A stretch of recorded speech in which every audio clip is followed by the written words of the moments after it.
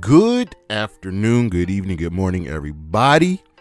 Backlash is in the books. It ended maybe, I don't know, an hour and a half, maybe 2 hours ago, and I wanted to sit real quick, marinate on the results, but it's over, and you're asking yourselves, well, what just happened? And I'm going to tell you what happened right now. Nothing much happened.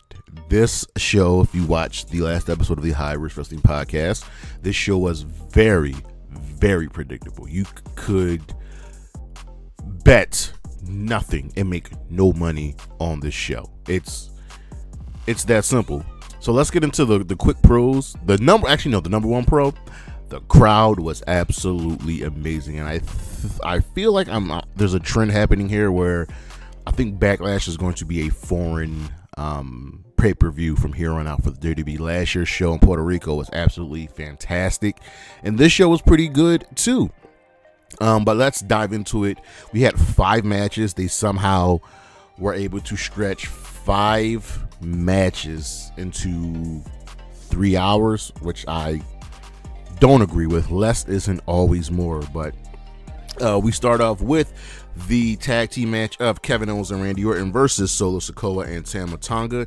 And before the bell even rang, they were just beating the holy hell out of each other. This got the crowd riled up, whose decibel level the night before had already reached over 100. They actually got a warning from the city, like, yo, y'all, you guys are too loud. The crowd was into Randy. They were into KO, Solo, Tama, and they were definitely chanting for "We want Roman." You people are fickle. But they kept fighting. Producers, agent, security tried breaking them up. KO was stunning everybody, and GM Nick Aldis came out. I was like, listen, this is what y'all want to do? We're gonna have ourselves a street fight. And it was on, and these 4 gentlemen were going to work, going through tables, chairs, fighting in the crowd. It was a fun fight. And I remember saying on the podcast, I'm surprised this match didn't have any sort of stipulation. Of course, they changed that, which is really, really good. I'm happy they did that. But this was a solid match. It was really fun.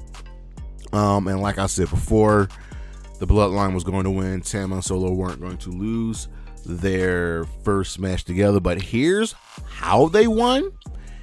KO had the match won. And someone pulled the referee out of the ring. It was none other than Tonga Loa, the brother of Tama Tonga. God is officially in the WWE. Michael Cole was shocked. Tonga grabbed the steel steps, hit Orton in the head. Solo gave a Uranagi to KO on the chair, hit him with Samoa Spike. 1, 2, 3, and now we've got a new Bloodline all in full. And Paul Heyman was shocked. He had no idea this was happening. Solo Sikoa, Tama Tonga, Tonga Loa, bro. This Bloodline is a lot more vicious and brutal. Am I sensing a coup d'etat? This was great. They somehow, some way, have reinvigorated the Bloodline.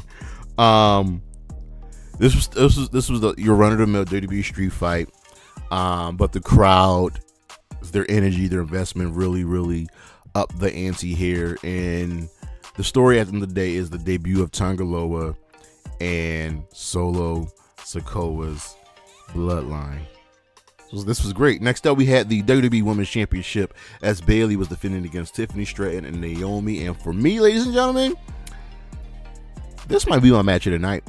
This was so good, and in only 2.5 short years, Tiffany Stratton has ascended to something to watch.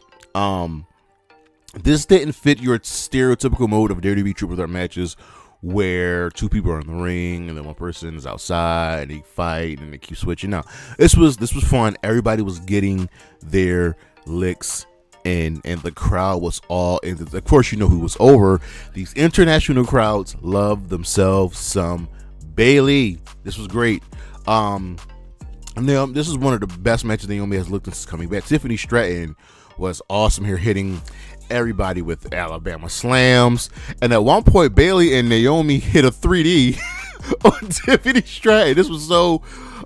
This was good. The crowd really upped this match. I could see them running it back with these three. This was really good. Bayley won after she hits the most devastating move in all of sports entertainment on Naomi, who tried to do the same thing to her, but Bayley wasn't losing his first defense. Clearly, I got this match right. And Tiffany was upset about Naomi and was like, all right, my girl, you got me.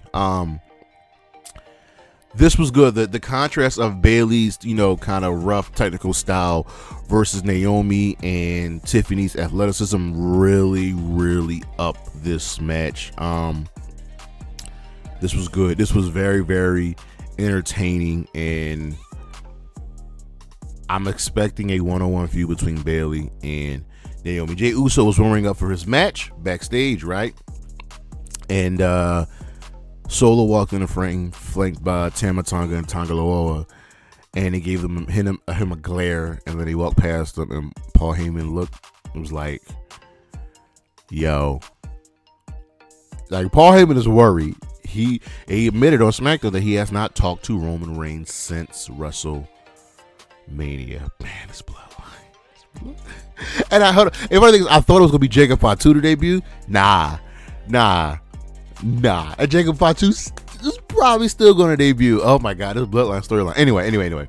Moving on to the World Heavyweight Championship match with our champion, Damien Priest, defending against Jey Uso, who entered through the crowd. Again, very predictable. Damien Priest was not going to lose here.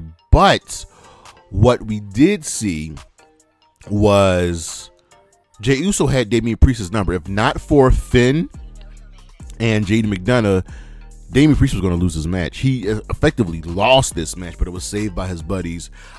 We see now why Jey Uso is main event Jey Uso. This was good. This was a really excellent match. Right now the world title is being treated as the B level world championship. But the story here isn't really about Jey losing. It's about Damien Priest wanting to do this by himself, not wanting the help, even though the help helped him win the match, and then stopping JD and Finn from attacking Jey after the match. So we got to keep our ears to the ground for this one. Next up, we have the match that I was least looking forward to. Asuka and Kairi Sane, the Kabuki Warriors, defending the WWE Women's Tag Team Championship against Bianca, Belair, and Jade Cargill. And listen, I know Bianca and Jay were going to win. They were always going to win. This was not a fun match. First of all, this match went almost 20 minutes. Why? This thing broke down so many times. There was so much confusion, and I'm not putting that on Asuka or Kairi, the two veterans in this match. I'm just not. Cargill's offense was clean and impressive, but still very limited.